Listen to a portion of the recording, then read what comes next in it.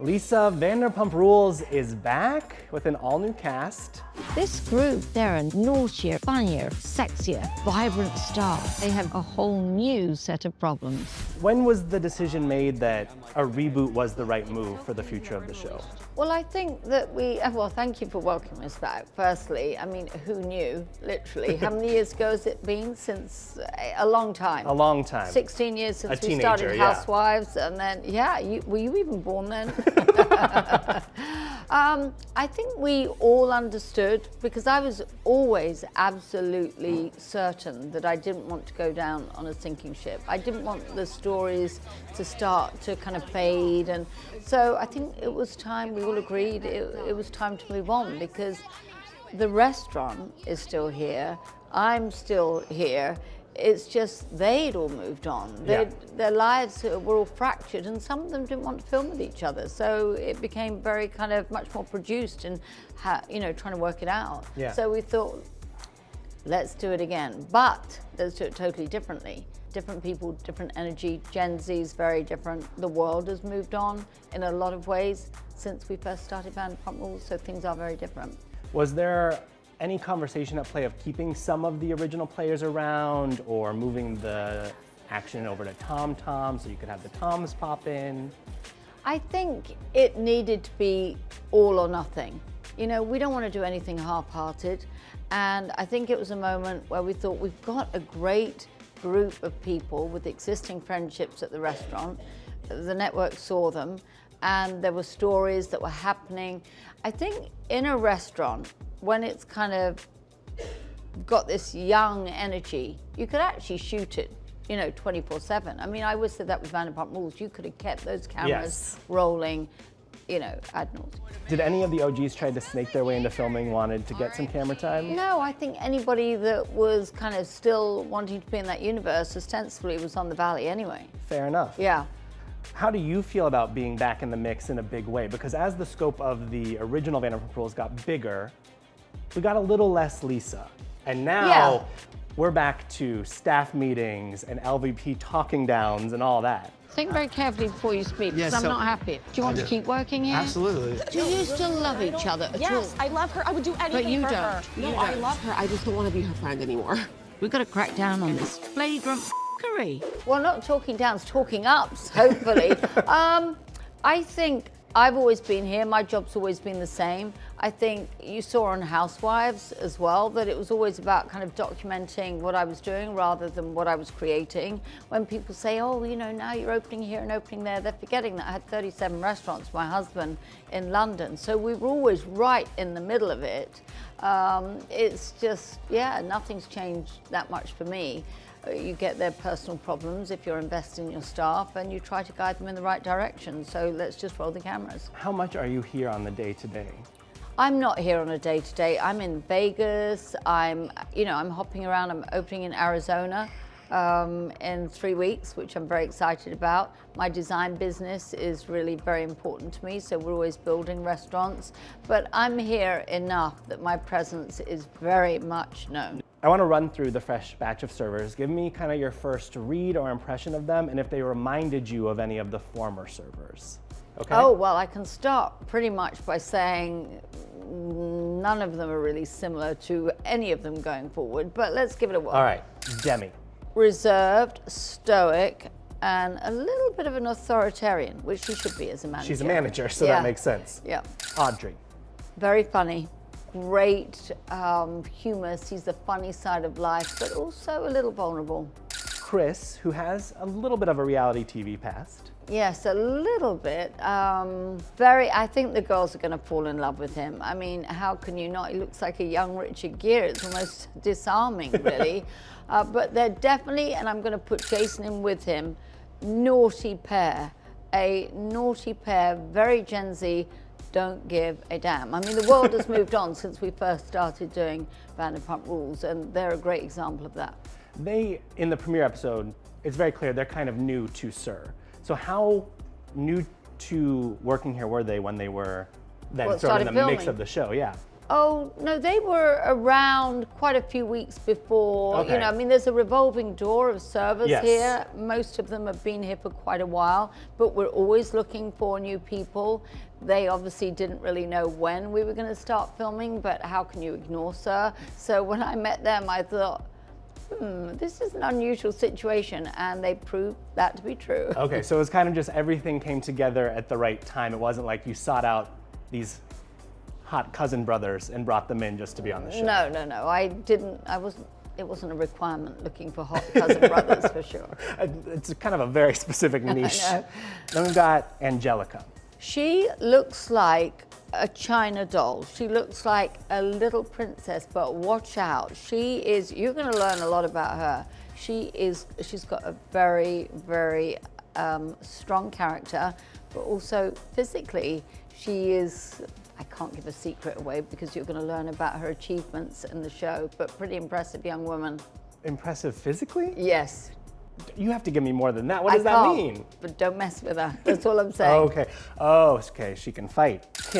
Kim, I think she gets caught up in this relationship that's been ongoing at SUR, but that often happens when they work together. There's nearly always a couple of relationships that are backwards and forwards. She's got a pure heart. She's really lovely. I just want her to always stand up for herself. Natalie's unique. I mean, I don't think in all the years of reality I've ever met anybody quite like Natalie. She sees things through her own lens. She gives you her opinion whether you want it or not. So watching the premiere, she felt like the Witches of WeHo combined into one person to me. Well, she's very kind of erratic. She's a great bartender, though, have to say. Gets the drinks down, she's out there, she's got this energy. But yeah, she's definitely looks at the world through a different lens, and we get to hear about it. She can shake a drink and stir some drama up. Yeah. Venus. You're gonna see, Venus has a past in terms of being a young gay man that has a vulnerability about him and his struggles in life. And I think that's always very interesting to me, as long as people are thriving now. He's a very good friend. He actually surprised me because I knew him, but I didn't know him that well. And he's just one of those people that you want to have on your side. He's a good guy. Marcus, the other half of the Kim equation. Yeah, Marcus doesn't always get it right, but Marcus has been through a lot. What I find very interesting about this group of people is they've got a lot of strong personal stories that they bring to the equation. And then there's Shane, who, as far as I know, does not actually work No, at SUR, he- but somehow wound up on the show. Well, he's always here. He's always Number he's one been- customer. Kind of, yes. I mean, he's been here for quite a long time. He's Marcus's best friend. Right. So he's always kind of, and it would have been rude to have left him out, to be honest. He's got an incredible story of how he's survived something pretty traumatic. And he's got an eye on seemingly the entire cast of women. Well, I think they all do a little bit, I have to say. Yeah, nobody's exclusive. All right, who surprised you the most out of that bunch in terms of when filming started and you got to see what was taking They place? surprised me in different ways. As I said, Angelica's strength, she unfortunately had a very ungraceful entrance. Yes, into she'll be in the show. trailer sheet. Okay, everybody, this is Angelica, and she's going to be... Oh my God! Which doesn't Trips define her. into She ends up meeting everybody by falling flat on her face. Who surprised me? I think Venus surprised me because I think I initially saw a little bit of a kind of flamboyant character that on the surface felt a little kind of superficial, and then I got to know him much better and I saw a lot of depth and loyalty, vulnerability. So that for me is always interesting when you start peeling the layers away. Did anybody disappoint you and wind up on the all of naughty them, list? all of them, yes, all of them. They get it wrong. They're beautiful people that are struggling to grow up, that sometimes make horrible choices. What can I tell you? Who spent the most time in the SUR alley? Oh, I mean, that could be any one of them. It depends who's got the biggest problem at the time. The Sir Alley, when they call it the back alley, I'm like, oh my God, can we just call it the Sir Alley? What do you make of that becoming almost as big of a iconic thing A as character the restaurant on the itself? show. Yeah. Because some of the most important conversations have been there, because I will never let them have anything front of house. So that's their only place to go, you know. And sometimes when they're not even on their shift, they're sitting there waiting for the others to finish their shift just so they can sort it out back there. So, hey, as long as they keep it behind the service, that's good. There's a little bit of a new look to the show. Some stylistic choices were made. What was important to mix up for you, and what was important to keep from the original? Well, I think everything's evolved. I mean, life has evolved. We can't look back to 15 years ago and think that will be the same. The only constant, really, is the fact that it's still in this restaurant and I'm still standing. Apart from that, everything had to evolve. Even when we were doing the titles, initially I wanted to change the theme song because I thought, no, let's give it a total different look. But then nothing felt as right. And we started changing the beats and changing the tempo, and it didn't feel as right.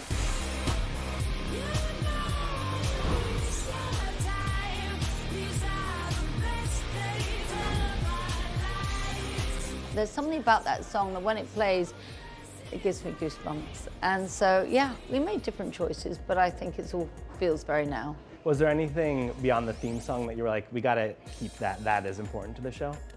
Well, the restaurant looks a little different because that's evolved over the years. We didn't have the Saint-Tropez dress, which was, yes, you know, the front dress, and center. Rest in peace. I know. You know, it's a shame that did. It was very avant-garde at the time. I actually bought it in Saint-Tropez. When I lived in France, I kind of went back to the shop and I was like, yeah, they've got to wear that, you know? Now it's like a go-to Halloween costume every year. Yeah, I know. It's sad. Rest in peace, you're right. Do you have, when you look back at the first 11 seasons of this show, 4 moments that stick out to you as like those are the things that define Vanderpump Rules, kind of a Mount Rushmore of Vanderpump Rules?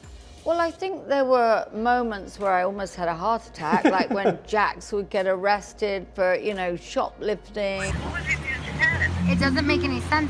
Dude, you can afford the glasses, so why are you stealing them now? Sunglasses in Hawaii. Yeah, sunglasses. I'm like, why on earth? You know, many times I would say, why would you do that?